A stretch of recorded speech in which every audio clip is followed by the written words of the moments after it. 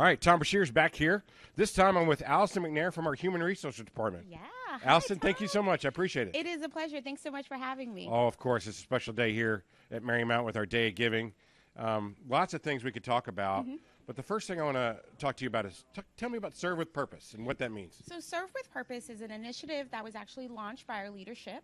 And the endeavor with our Serve with Purpose initiative is to make Marymount University the leading university in providing service to our community, service to our students, and then service to one another, our colleagues. We do a great job with our curriculums and all of the programs that we offer. We make sure that we provide a global space, a safe space for our students to learn, to grow, so that way they can be prepared to be an asset to the world. And now we're just taking it up a notch with our Serve with Purpose initiative to make sure that we're demonstrating to other universities what we should do for our community. I think it's absolutely wonderful. I think one of the important things and to instill in young people today is the importance of giving back. Absolutely. And preparing the way, kind of leaning forward in that.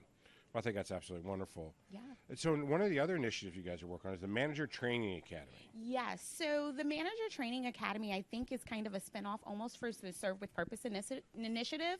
And the reason that I say that is because if you want to make sure that you're serving others properly or serving others with intent or being purposeful, you got to make sure it comes from within, right? Sure. You can't, it's like if you go to another place and they say my pleasure after they're giving you your food, you can kind of feel that inside that initiative that they're doing, whatever that training is, that it's all well inside and then it reflects outward. And that's what we're doing with our Manager Training Academy. It's a service to our managers so that way they can know how to interact with their employees, how we can make sure that we're giving our employees our best so that way they can in turn give our students their best.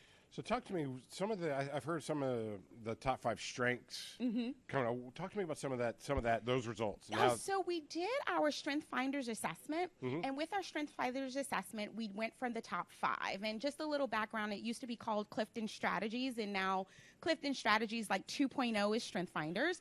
And what we found is that with all of our departments that we had, one of our strengths was actually unity, which was actually really great to have.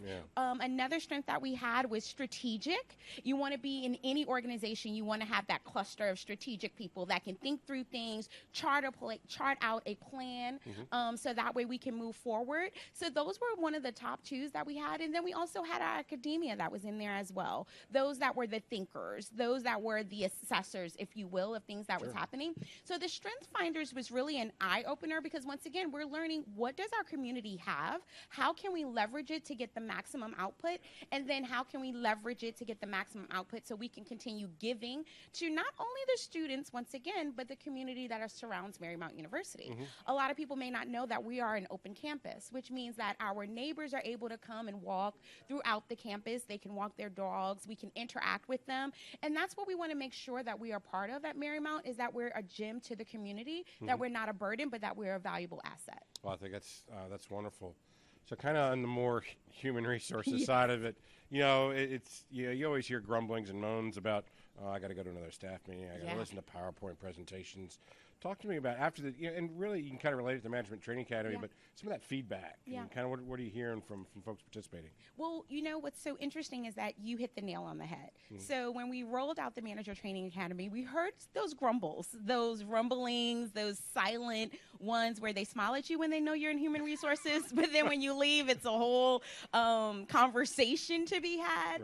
And I think that one of the comments that came is that they thought it would be a waste of time, that it wouldn't be something that would add to them. And I think one of the comments said that they were so glad for the Manager Training Academy that they didn't want it to end. And it's just a 2.5-hour training that we do once a month. And the information that we got, we brought people in that were actual trainers, where we teaching on communication, how to communicate as a manager, how to understand cues that your employees might be giving you silently, but not actually verbalizing. So we're going to be covering all of that. And once again, just so we can leverage and make sure that that output that we're giving to our community is the maximum output we're able to give. Okay. So last question. Yeah. Okay. So there's been some staff and faculty turnover. Yeah. What do you think the impact of these initiatives can have on that? You know, we have had turnover, and my thought about it is that you have to see every opportunity like it's a moment that owes you something. So with that turnover is able to see, okay, well, why is there turnover? What are we missing? And I think that the MTA, the Manager Training Academy, as well as the Serve with Purpose initiative, will allow us to understand what's going on in our community, what's causing that turnover, but more importantly, it would allow us to address it. Mm-hmm. So that way you're hearing that we won't have as much turnover. But I do want to also bring to light that even though we've had experienced turnover, we have people here that's been here for 32 years. Wow. 32 years to be They've seen an awful lot in those 32 years. They've seen an awful lot, and they've stayed. We've had people that's been here for 14 years, 15 years.